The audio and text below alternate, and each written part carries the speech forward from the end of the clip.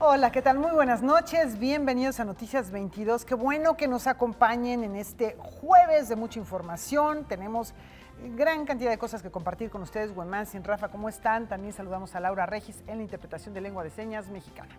Así es, vamos a tener para todos ustedes, por ejemplo, a cómo pudiera haber sonado el arpa medieval. Un especialista que viene de Francia ha estado aquí en nuestro país no solamente para explicarlo, sino también para interpretar algunos temas. Entonces, eso lo vamos a tener aquí en Noticias 22. Mis queridos compañeros de Fórmula, amigos del auditorio, mientras se desvela ese misterio, vienen los estrenos de cine ya este fin de semana y Julio López nos dice qué ver o qué no ver en la pantalla grande. Efectivamente, y bueno, algo que les quedamos a deber ayer, pero hoy se los pagamos, que es la colaboración de Deutsche Welle en torno al bicentenario del Museo del Prado, uno de los 20 más visitados del planeta, y con una enorme cantidad de obras que son especialmente ricas entre el siglo XVI y el XIX, los mejores maestros europeos están ahí, así que bueno, vale la pena ver cómo lo celebran. ¿Comenzamos? Comenzamos.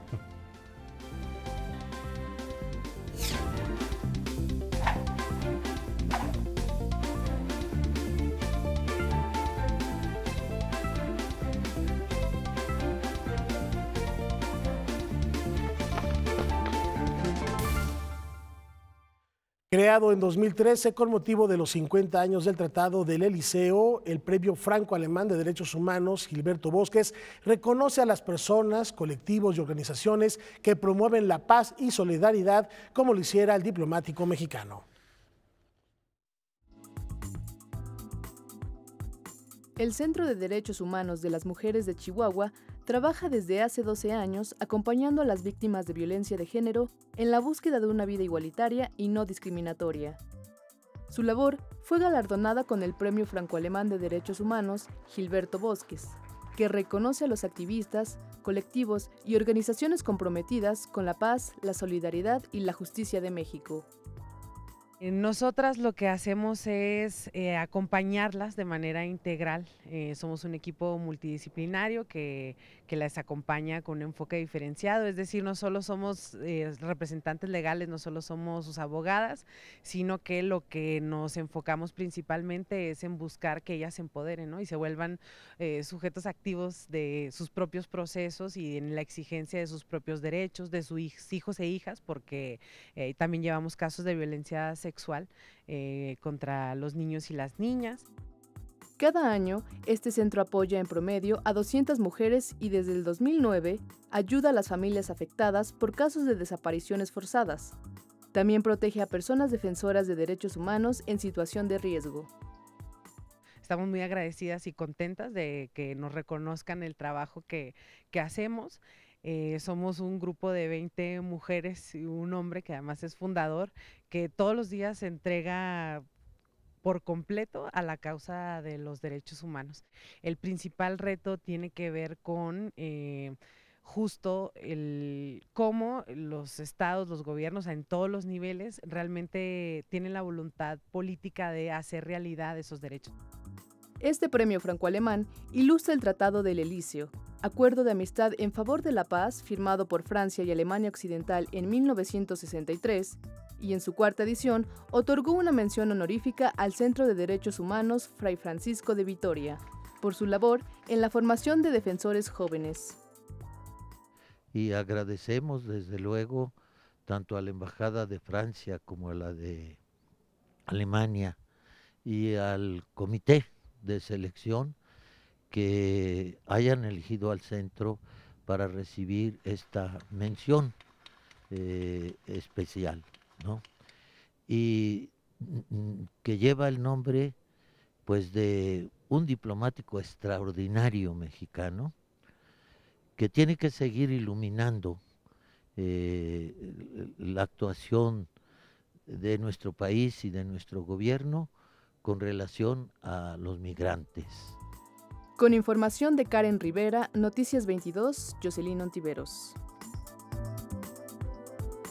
Extraordinaria manera de mantener vivo el legado de Gilberto Bosques, que cuando fue cónsul de México en Francia, ayudó a más de 30,000 refugiados a obtener su libertad o a poder escapar del régimen. Inclusive se le compara con Schindler.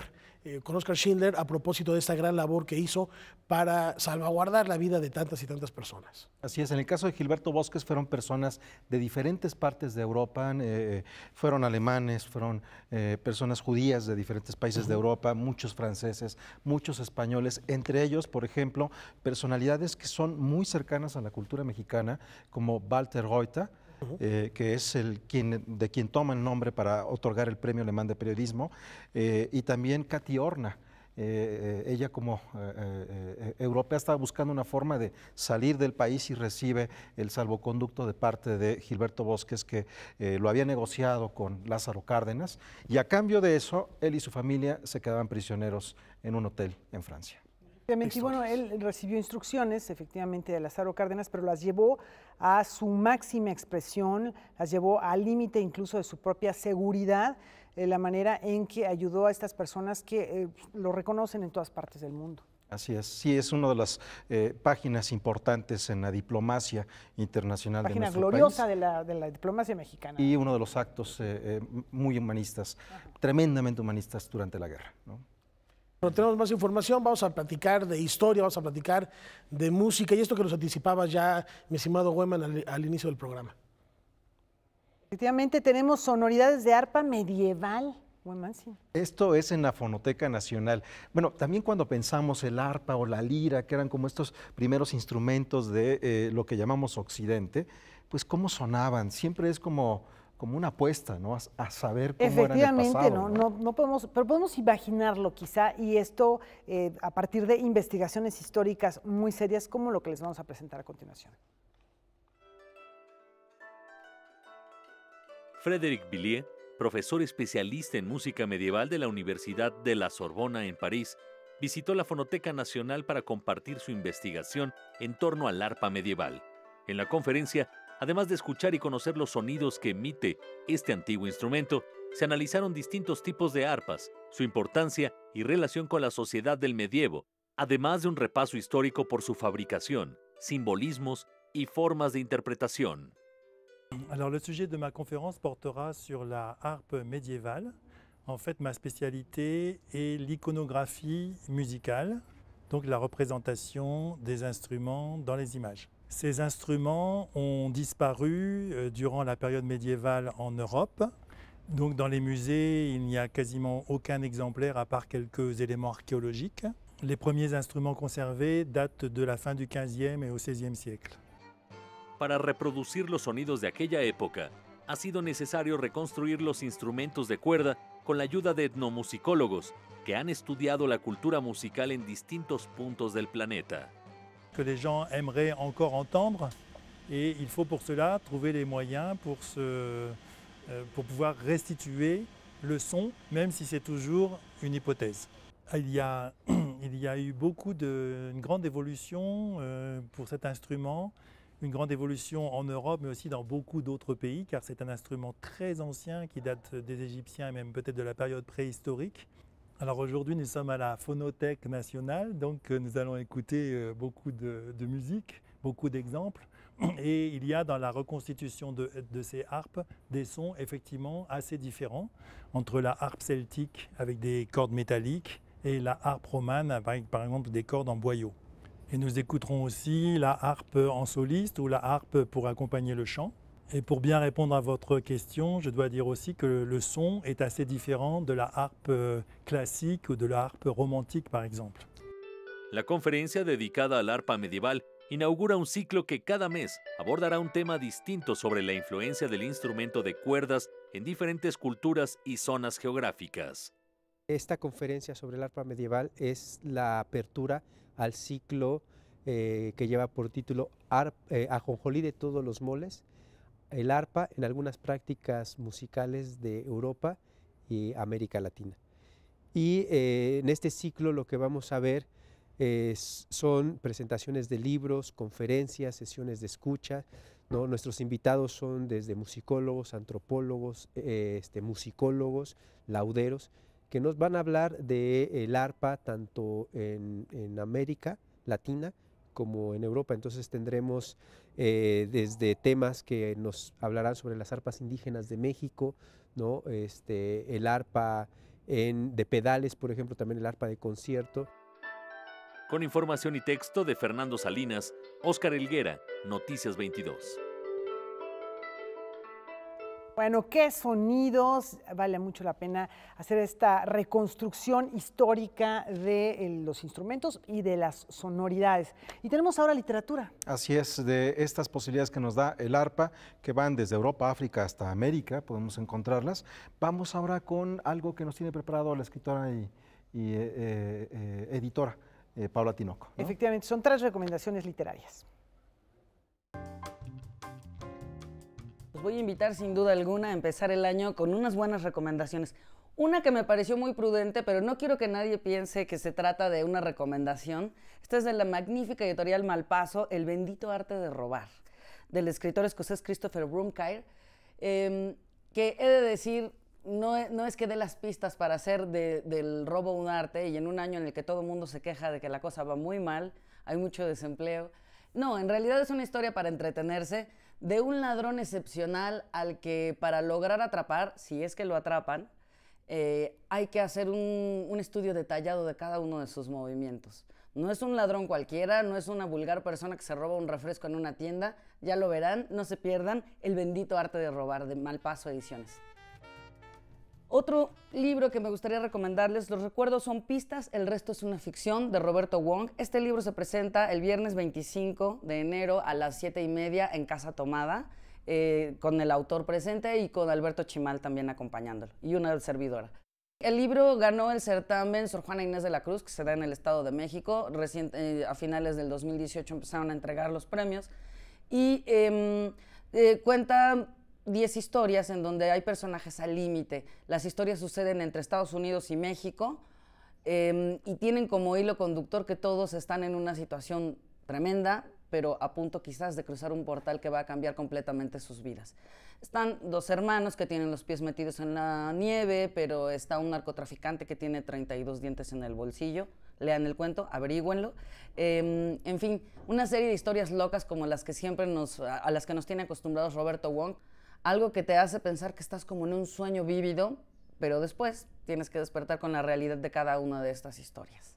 Y una recomendación para los grandes, pero sobre todo para los chiquitos, Amor, de Jorge Luján, de la editorial Textofilia, que está haciendo unos libros infantiles estupendos, además del resto de sus colecciones, pero en este caso, a través del anagrama, de varios anagramas que se hacen con la palabra amor, cuenta una historia a los niños, con unas ilustraciones que ya quisiéramos arrancar y poner en nuestras paredes, y que forman parte de esto que ahora está de moda para acercar a los niños a la lectura, que son los libroálbum, ¿no? Que comenzaron en Italia y en España, y ahora en México los tenemos a través de editoriales como Textofilia. La ilustradora es Alejandra Acosta, y el libro únicamente estará en español, en portugués y en italiano. No se van a hacer más traducciones por órdenes de los autores, pero bueno, qué maravilla que tengamos en México Amor. Eso es lo que les recomiendo para leer en este enero, que ahí va arrancando, y vamos a ver qué más hay el resto del año. Si el pretexto para no haber empezado a leer ya casi a finales de este primer mes del año era no saber cuáles eran los títulos o las recomendaciones, ahí hay una serie de muy buenas sugerencias que nos da Paula Tinoco. Es momento de hacer una pausa, tenemos más aquí en Noticias 22.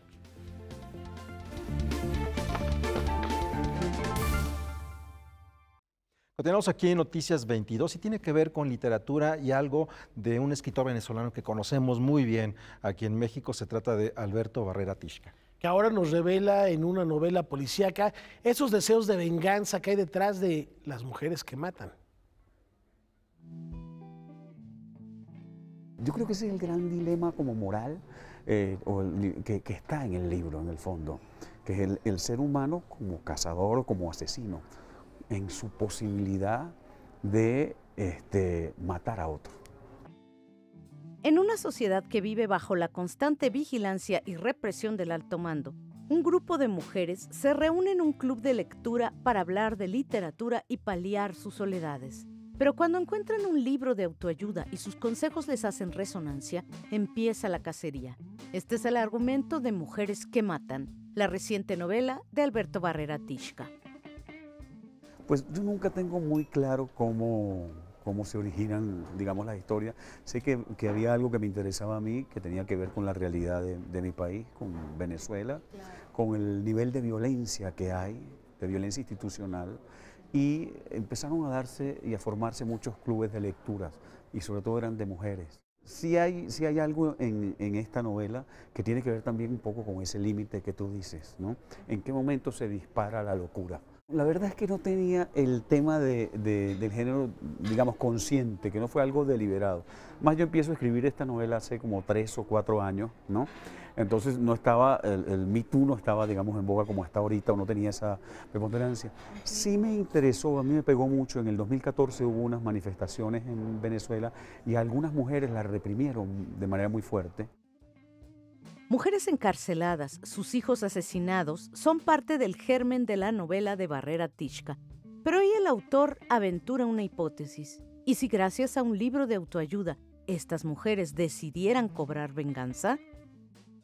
En el fondo, quizás lo que me movía era decir, a ver, estas personas aparentemente tan vulnerables, ¿no? Que es un poco todo el tema de lo femenino, digamos, tal y como está visto estereotipadamente, quizás, ¿qué pueden hacer frente a una realidad tan violenta? Noticias 22, Irma Gay.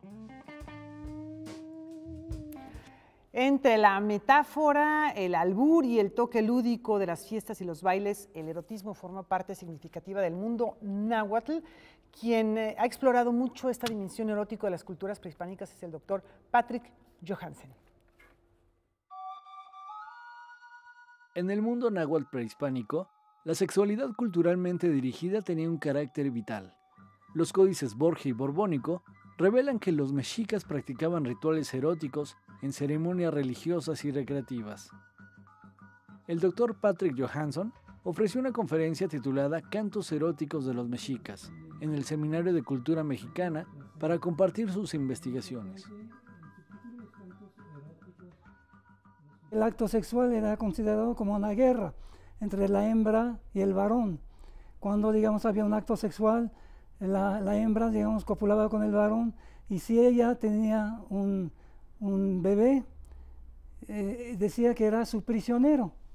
Entonces, eso es muy interesante porque vemos el lado bélico del amor, de la sexualidad, por un lado, del erotismo, y vemos también el aspecto erótico de la guerra. Eso es muy interesante, enriquece muchísimo el tema y la cultura náhuatl prehispánica. Durante el nacimiento, las parteras lanzaban gritos de guerra y cantos de victoria. Los cantos traviesos, los vamos a llamar de manera muy general, digamos, tenían ese aspecto, digamos, cómico y también de risa, la risa, el sexo, el placer, todo eso era una unidad. El placer era un elemento importante en las ceremonias mexicas. Hay un ejemplo también muy importante en el contexto de la fiesta de Ochpanistli, que era la fiesta precisamente en la que cantaban el Cuehuachcuicat. La mujer que iban a sacrificar, la iban a sacrificar, a desollar, a extraer el corazón, y tenía que estar en un estado de alegría suprema. Había unas mujeres sacerdotisas, alegradoras, se llamaban ajuyanime, que tenían como función sacerdotal alegrar a esta mujer, y evidentemente la mejor alegría era, digamos, hacer un acto sexual, ya sea heterosexual o homosexual, según el sexo de la víctima, ¿no? El Códice Florentino exponía que si la mujer moría triste, se anunciaban numerosas muertes de hombres en guerras y mujeres en partos. Los cantos eróticos fueron recopilados por religiosos españoles en el siglo XVI para estudiar su significado y poder evangelizar a los mexicas. Sin embargo, 5 siglos después de la conquista, estos documentos han sido descifrados por el Dr. Johansen y publicados en el libro Ahuicuicatl, Cantos eróticos mexicas, en donde inclusive logra interpretar en esas ceremonias el origen de los albures. Antes de considerar la sexualidad y el erotismo en su contexto cultural, hay que ver el aspecto cognitivo, el conocimiento, cómo digamos, el hombre indígena prehispánico percibe el mundo. Noticias 22, Óscar Cortés. Bueno, muy interesante este libro. Ahora tratábamos de recordar, Laura, algún otro investigador mexicano que ha tratado ese tema, y también mientras escuchábamos en las crónicas de Fray Diego de Durán se habla también sobre, narra lo que le tocó ver de la forma en la que se hacían ciertos festejos, ciertos juegos, cierta embriaguez, ciertas apuestas, ciertas formas de hablar. Claro, desde su perspectiva y de lo que le tocó ver en ese momento, que nos abunda un poco para entender ese contexto popular, ¿no? Y la revista Arqueología Mexicana también tiene publicaciones al respecto. Y entender por qué muchas de esas costumbres se han ido heredando, inclusive hacia la forma coloquial del habla cotidiana en el siglo XXI. Así es. Y de cuestiones prehispánicas nos vamos al teatro, porque firma en su propósito de dar cabida a nuevos creadores escénicos. El Milagro nos tiene un banquete extraordinario, Guamán. Luego de 10 años de incesante actividad en pro de las artes escénicas, El Milagro refrenda su compromiso con la comunidad teatral con las actividades que se llevarán a cabo en el primer semestre del 2019. Tenemos una producción del Milagro, que es Quien teme a Virginia Woolf, de Edward Albee, con este montaje que encabezan Daniel Jiménez Cacho, Laura Almela, Ana Clara Castañón y Pedro de Tavira, ¿no? Y con toda esta visión de la perspectiva del actor sin un director, ¿no? Y todo lo que ellos prueban actoralmente, ¿no? Además del esperado retorno de la dupla conformada por Laura Almela y Daniel Jiménez Cacho, los artistas de casa no podrían faltar en este semestre. El maestro David Holguín reestrena su exitosa puesta en escena La Exageración. Otro importante estreno lo constituye Viena 19, La Sangre, a partir de la vida del emblemático y controvertido León Trotsky y de la anécdota de todos conocida sobre su estancia y muerte en México, bajo la dirección de Víctor Weinstock, con un destacado elenco encabezado por Jorge Ábalos y Úrsula Pruneda. Otra de las actividades que ya se han vuelto una tradición en el teatro mexicano es el reconocimiento que El Milagro rinde a miembros de su comunidad. Hacemos el homenaje a nuestra queridísima Rosa María Bianchi. El mes que entra le estaremos haciendo el homenaje que nos parece importante que la comunidad haga un reconocimiento a sus colegas, a sus pares, ¿no? Y en esta ocasión el Consejo dijo que sea Rosa María Bianchi. El ámbito teatral trasciende la puesta en escena en esta atractiva programación que ofrece El Milagro. Vamos a hacer un coloquio sobre el arte para qué y para quién.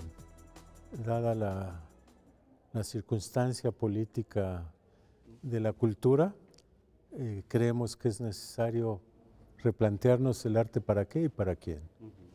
Eso es lo que vamos a hacer este primer semestre, ¿no? Con información y texto de Salvador Perches Galván, Óscar Helguera, Noticias 22. Bueno, pues ahí están las propuestas de teatro. Yo ya tengo apuntadas unas. Nada más que me dé tiempo a salir de noticiero. Nos hacemos para allá. Sí, llega uno a la Sí, función está de las 8, hay funciones a las 8:30, vale la pena irlas apuntando. Como también vale la pena reflexionar sobre lo que pasa en uno de los recintos más importantes dedicados, consagrados al arte en Europa, Laura. Efectivamente, es uno de los más visitados, tiene aproximadamente unos 3 millones de visitantes cada año y pues tiene una colección espectacular y sobre ello va la colaboración de Deutsche Welle. Adelante, María Luz Moraleda, ¿cómo estás? Gracias por estar con nosotros. Platícanos cómo se celebra este bicentenario del Museo del Prado. Canal 22, un gusto saludarles. Uno de los museos obligatorios de visitar este 2019 es sin duda el Museo del Prado de Madrid. Y es que está de cumpleaños. Durante estos últimos 2 siglos, visitantes de todo el mundo han pisado las salas del Prado en busca de su cuadro estrella. Las meninas compararon la maja desnuda con la vestida, disfrutaron de cada detalle del Jardín de las Delicias, recordaron la historia frente a los fusilamientos del 3 de mayo o pasaron algo de miedo con el mítico cuadro de Saturno devorando a su hijo. Pues bien, Para celebrar este bicentenario, además de la colección permanente, el Prado propone este 2019 un programa lleno de exposiciones temporales e instalaciones con destacados artistas nacionales e internacionales. María Luz, de estas exposiciones que nos cuentas, ¿cuáles no hay que perderse? Por ahí seguramente está, mencionabas Goya, Velázquez, el Greco, Rubens, todos estos artistas. Entre ellas es muy esperada la muestra que comparará los siglos de oro de la pintura holandesa y española con obras de Velázquez, Rembrandt y Vermeer. Esta la pueden visitar de finales de junio hasta finales de septiembre de este año. También se revisará el paso del escultor Alberto Giacometti por el museo y cerrará el año una exhibición de los dibujos de Goya como broche final. Pero sin duda ahora pueden visitar la exposición que inaugura el Bicentenario entre las salas A y B.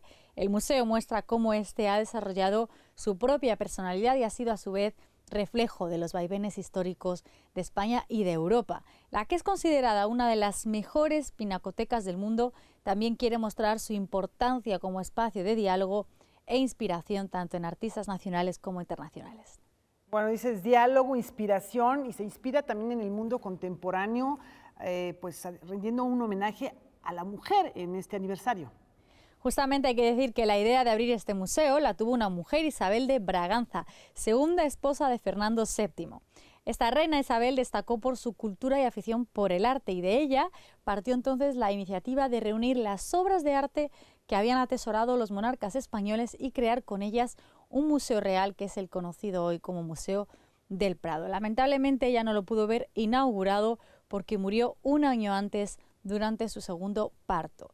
Y a partir de octubre el museo reunirá 60 piezas de dos mujeres pintoras del siglo XVI, Sofonisba Anguissola y Lavinia Fontana. Anguissola hizo historia con sus retratos entre sus contemporáneos, mientras que Lavinia Fontana es reconocida no solo por su labor como retratista, sino que también se dedicó a la pintura religiosa y a la mitológica, género en el que dominaba el desnudo. Desde el canal internacional DW Deutsche Welle volvemos pronto con más temas culturales europeos.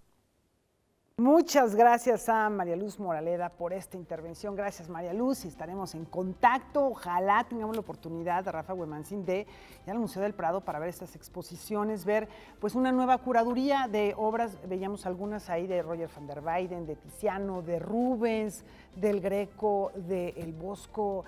Bueno, pues es difícil imaginar una colección más importante de maestros del siglo XVI al XIX. Aunque desde luego está el Louvre y bueno, el museo que no conozco es el San Petersburgo, ¿no? El Museo del Hermitage, que la colección de ese museo es porque Catalina la Grande pues admira las colecciones de los otros reyes europeos y empieza también a juntar muchísimas cosas y se convierte en esa enormidad. Pero si están en Europa, bueno, yo muero de ganas de poder ir allí a ver esa exposición celebratoria del Prado. También en Leipzig, en Alemania, hay algo así como lo que aquí fue la exposición Imposible, que reunió a obras de los italianos del Renacimiento. Bueno, eso, pero en grande, es una exposición multimedia que es un recuento absoluto por todos los italianos de ese maravilloso periodo que hoy conocemos como Renacimiento. Y hablaban de las grandes colecciones, pero también hay piezas que por sí solas, claro, ya lo decía María Luz, las meninas o las majas, pueden ponerse en competencia con cualquiera de estos otros recintos del mundo. Habrá que visitar todos, hay que ir ahorrando, y por lo pronto nos vamos a viajar, pero a una pausa.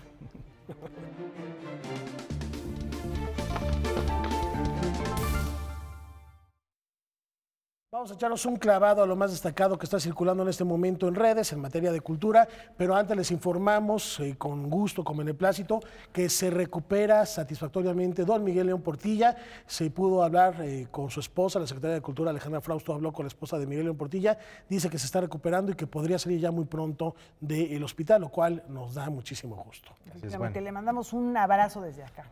Y arrancamos, Laura, ¿con qué? Bueno, pues sí, tenemos nombramientos. El Instituto Nacional de Antropología e Historia nombró a los directores de los centros culturales de Colima, Hidalgo y Jalisco.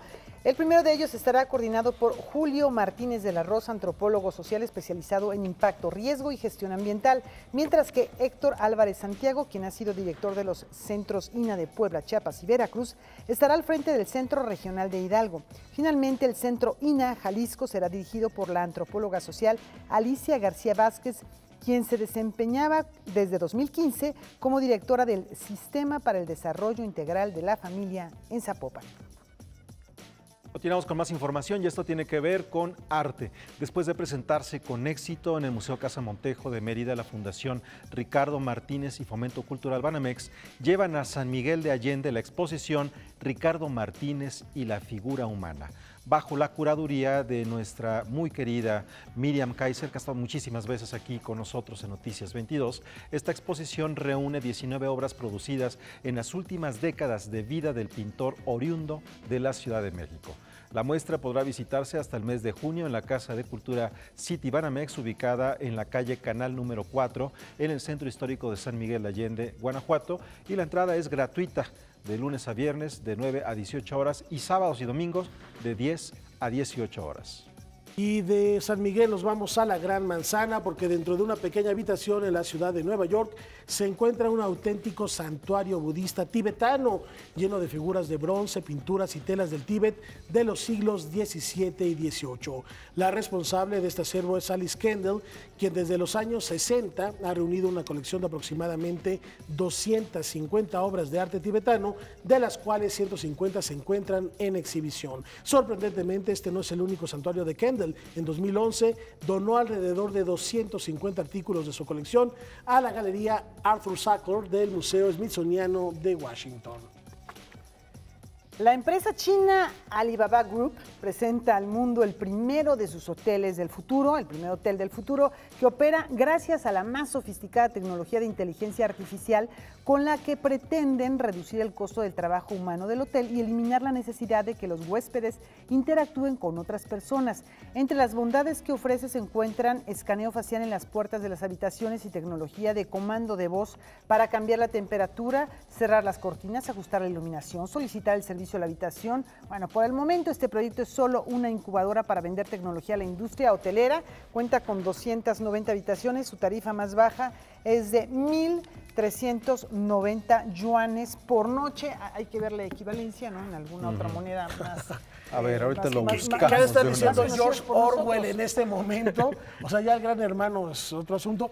Y lo interesante es que lo que buscan es que no haya interacción con otras personas. Pero dice una de las bondades, dice la nota. Yo no diría que son unas bondades. ¿Quién sabe de las con quién convivas?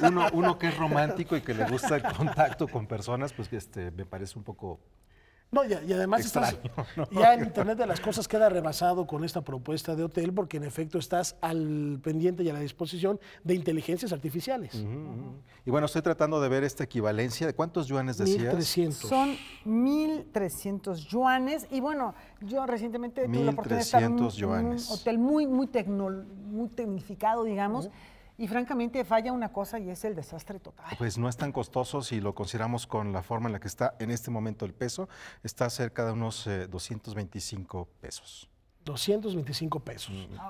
Bueno, habrá que ver. Digo, eso todo cambia todos los días. ¿Qué puedes conseguir aquí por 225 pesos a la noche? No, bueno, me ha tocado estar allá en China y es tú también, Laura, y es verdaderamente muy económico considerando la forma en la que se paga en otras partes del mundo. Efectivamente. Sale más caro la Condesa aquí, creo. No vas a platicar de los hoteles que visitaste ahí, por favor. Vamos ahora con un grupo de piratas que ha arribado al Centro Nacional de las Artes. ¡Niñas y niños a la vista! ¡Capitana! Diversas historias y cuentos de piratas han servido para la creación del espectáculo familiar Paraíso Pirata, con la compañía Cuarto Acto que dirige José Alejandro Cervantes. Esto se presenta como parte de las actividades por el 25º aniversario del Centro Nacional de las Artes. La dramaturgia es mía también. Me baso en unos cuentos sudamericanos. El original es un cuento que se llama El dulce encanto de la isla Acracia, de unos dramaturgos y escritores colombianos, y de varios cuentos también sudamericanos, ¿sabes? Entonces hago este sancochado, una palabra muy nuestra, este sancochado de todos esos cuentos y resulta Paraíso Pirata. Hijo mío, ya va siendo hora de que consigas un trabajo tan tranquilo como el mío. El espectáculo Paraíso Pirata fue diseñado para presentarse primero en las áreas verdes del Centro Nacional de las Artes. Ahora surge la posibilidad de usar la estructura La Corrala del Mitote, que presta la Compañía Nacional de Teatro y está por el momento entre el Auditorio Blas Galindo y la Escuela La Esmeralda. Esta estructura nos remite a 500 años en el pasado, pues en la época isabelina el teatro se presentaba en condiciones muy similares. Un mosquetero, así que me metió a una academia de espadachines donde tuve largas horas de entrenamiento. Nos permite romper toda esta barrera que se ha generado a través de los años con el público. El público siempre va, se sienta, está acostumbrado a la cuarta pared, eso está pasando allá, esto está pasando acá, pero este fenómeno antropológico de venir, presenciar y ser parte de, porque aquí no existe ninguna barrera, no existe ninguna otra pared, y que nos permite justo jugar, ¿no? Esta cuestión muy dionisiaca, muy lúdica. Los actores pueden interactuar con el público en todas las partes de la estructura, lo que permite integrar de mejor manera a los presentes en esta obra que tiene música original en vivo. La música es de Alejandro Andonaegui, es nuestro compositor, y de Bruno Sánchez, que es el baterista. Y bueno, ellos nos hicieron la composición musical. Las letras son las originales de los cuentos que seleccionamos, esas las preservé, que eran entre poemas y canciones, pero son más como cantares, ¿no? Y bueno, Alejandro Andonaegui, músico y compositor, nos hizo el diseño para esta puesta en escena. Paraíso Pirata se presenta sábados y domingos a las 13 horas hasta el 3 de febrero. Noticias 22, Huemansi Rodríguez. Recomendable entonces. Sí, muy recomendable. La verdad, como ustedes han visto, esta forma que permite que los actores y el público estén realmente conectados, como se hace con la luz del sol, tal como era en el teatro que se dice que era The Globe, donde participaba William Shakespeare, el teatro isabelino. Entonces todo el mundo se ve los rostros y ahí sí no hay que... El que se aburre se va, o el que no le gusta se sale y todo el mundo se da cuenta. Y el que no se involucra de una manera verdaderamente emocionante, los niños responden bien bonito, la verdad. Hay que darnos una vuelta este fin de semana a ver los piratas en la Corrala del Mitote. Y antes de la pausa, los dejamos con las recomendaciones que nos tiene Noticias 22 Digital. Esta semana Noticias 22 Digital tiene para ti... ¿Hasta dónde llegará China en su carrera espacial? Luego del alunizaje del Chang'e 4 en enero de este año, nos preguntamos por los alcances de este país en la materia. Platicamos con un experto en política exterior de China para entender esta carrera y su contexto político. En su edición de este año, el Festival Ceremonia incluye en su cartel a músicos como el críptico Aphex Twin, a la conocida banda de Bristol Massive Attack y a la criticada y elogiada fusión urbana de la cantante española Rosalía. Su director Diego Jiménez hace una radiografía de lo que veremos y escucharemos el próximo 6 de abril. Si como nosotros te preocupas por la salud de tus mascotas, sobre todo perros y gatos, te invitamos a ver una cápsula en donde te damos algunas opciones accesibles para esos casos en los que necesitan atención médica. El Hospital Veterinario de Especialidades y el Hospital Banfield, ambos partes de la UNAM. Finalmente, te presentamos la propuesta de radio abierta de Radio Nopal, un proyecto integrado por gente de diferentes profesiones e intereses que generó su propia tecnología para poder hacer buena radio, sin censura y con los recursos mínimos. Te invitamos a que nos sigas en nuestras redes sociales y a que nos leas en noticias.canal22.org.mx.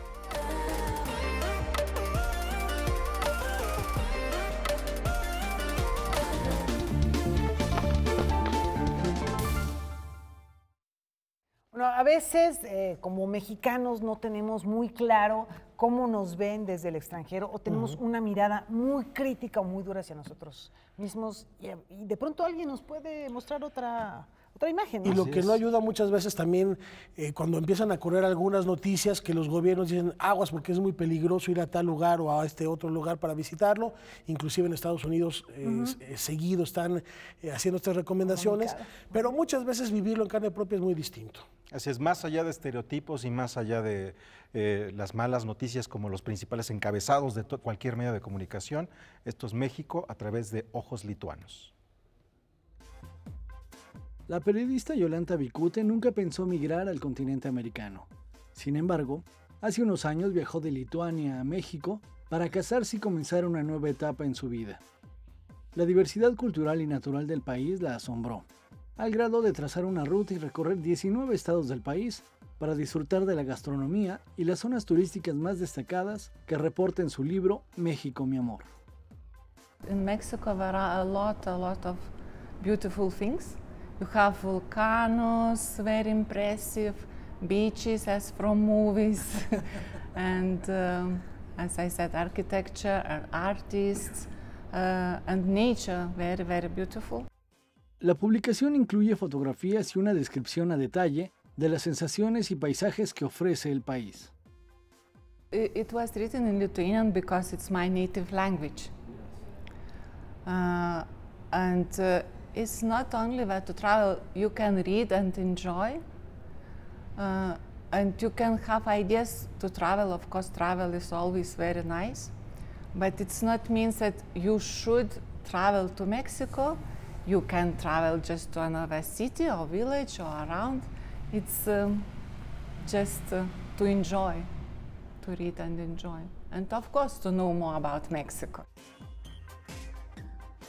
Noticias 22, Óscar Cortés.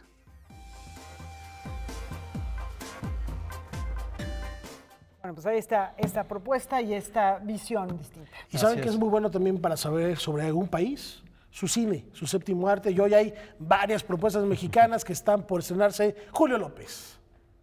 ¿Qué tal? Muy buenas noches, Laura, Huemanzin, Rafael, amigos de Noticias 22. Pues sí, hay mucho cine mexicano en esta ocasión. La película con la que abrimos es la recomendación de este fin de semana, Distancias Cortas, que lamentablemente solo va a llegar a algunos CIDES, entre ellos la Cineteca Nacional. Pero vamos a ver de qué se trata. Allá adelante me espera el aire de una tierra prometida. En nuestro país es difícil encontrar películas en las que el protagonista sea una persona con sobrepeso, y es aún más difícil encontrar filmes que aborden esta problemática con respeto. Esas dos características las conjunta Distancias Cortas, ópera prima de Alejandro Guzmán. En adelante, si hay algo que sabré vivir, será mi vida. Para mí fue muy interesante. Por un lado, porque finalmente uno está lleno de prejuicios, ¿no? Con la gente que sufre de obesidad, ¿no?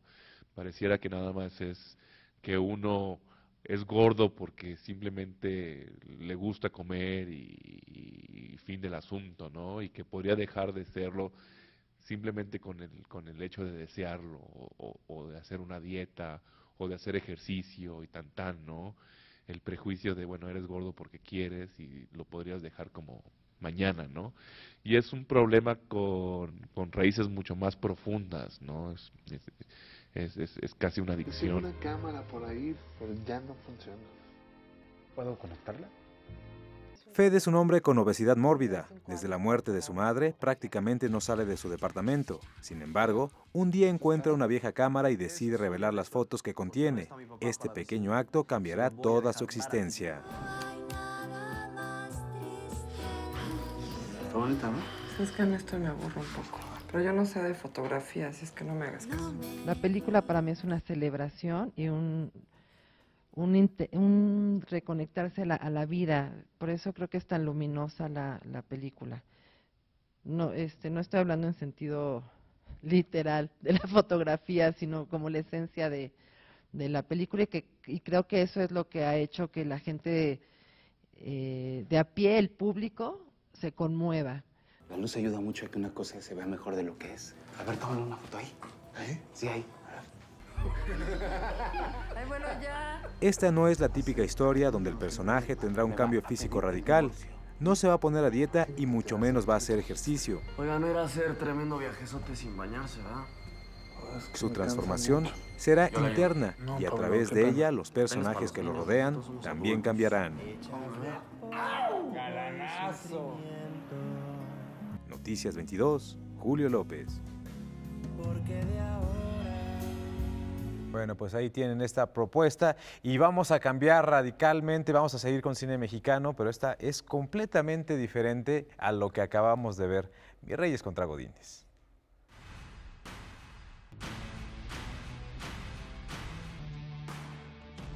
Lo primero que hay que decir sobre Mis Reyes contra Godines es que el título puede causar repulsión en más de uno. A todas luces pinta como una película que basa la comedia en la diferencia de clases. Incluso inicia de forma similar a Nosotros los Nobles, pero luego la historia va dando pequeños giros. El director Chava Carta se ha convertido en un especialista en este tipo de historias que no pretenden otra cosa que entretener, y en ese sentido, y siendo justos, lo consigue.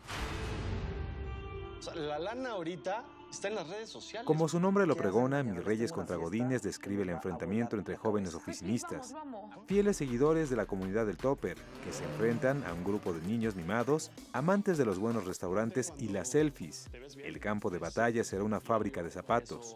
Cada bando intentará ganar una importante licitación que resolverá todos los problemas de la empresa. La próxima semana a mí me toca la tanda, ¿eh?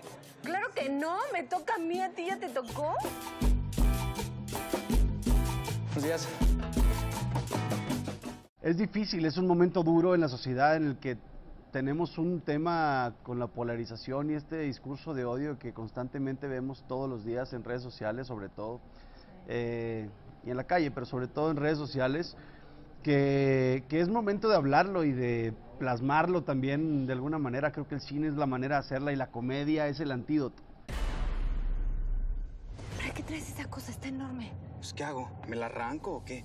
Juzgar a alguien por su apariencia o por su estatus o por su estilo de vida, pues es lo incorrecto, ¿no? Está heavy, ¿no? Mi amigo Rich es un experto en mercadotecnia. No jalan las redes, güey. Ni Insta, ni Face, no hay internet. Qué mejor que poder decirle a la gente de una forma entre risas, ¿no? Que todo puede ser un poquito mejor y que todo depende de nosotros y de querer sentarnos a escuchar y ver un poquito más allá. También se agradece que rostros nuevos aparezcan en este tipo de filmes.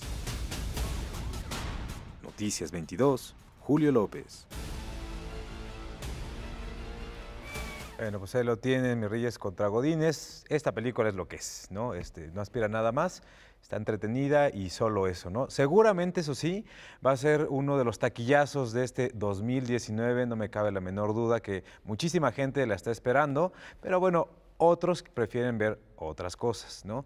Lo que sí también podemos decir es que está filmando un remake en nuestro país, otro remake más, eso sí, pero pues ahí vamos a ver de qué se trata. Tiene buenos actores, ¿no? Entre ellos Andrés Almeida.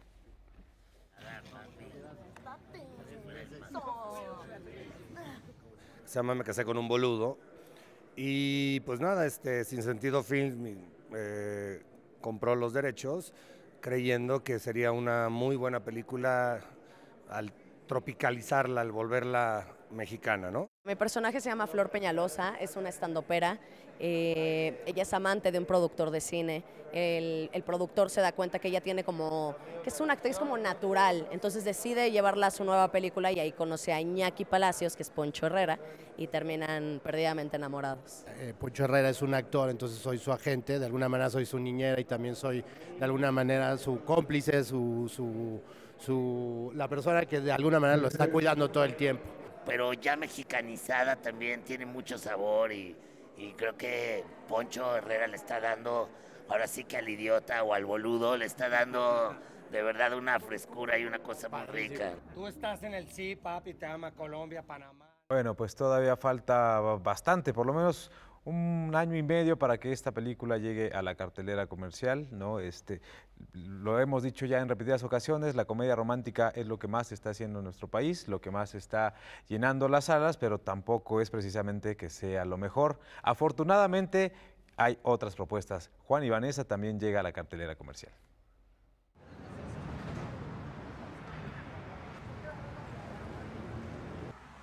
¡Salte, cabrón! Salte. ¿Tú qué pedo? ¿Qué haces aquí?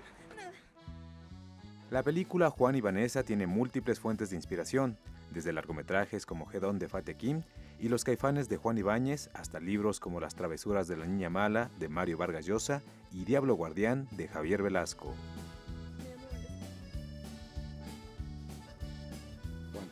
En este tipo de películas irreverentes, de locura, un poco de transgresión, un poco que pasan en situaciones fuera de lo cotidiano, ¿no? En los ambientes nocturnos, en la ciudad, en los trailers, en las carreteras, en los tugurios de mala muerte, y en un choque de una persona que está en rehabilitación o que está tratando de rehabilitarse moralmente ante la sociedad, ante sus familiares, porque le acaba de nacer una hija, y a esta persona le sucede uno de los peores eventos que le podía haber sucedido, que es decir, que una chavita de 17 años se le sube a su tráiler y lo impide, ¿no?, buscar su objetivo, que es tratar de ser pues respetado y respetable.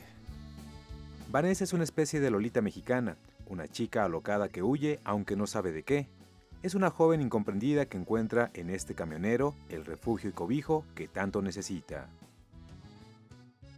Porque dicen, es que la realidad de México son los balazos y estas cosas. Y no, creo que la realidad de México pues es de gente trabajadora, gente que trata de encontrar su manera de mantenerse día a día, ¿no? Creo que la mayoría de los mexicanos pues vivimos al día, ¿no? Y no nada más económicamente, ¿no?, sino emocionalmente y, en fin, psicológicamente vamos experimentando el día a día. Juan y Vanessa gusta porque no es pretenciosa, cuenta una historia sencilla de manera simple. Es un proyecto independiente que saldrá con un número reducido de copias, un road movie austero, no solo en la hechura, también en la parte dramática.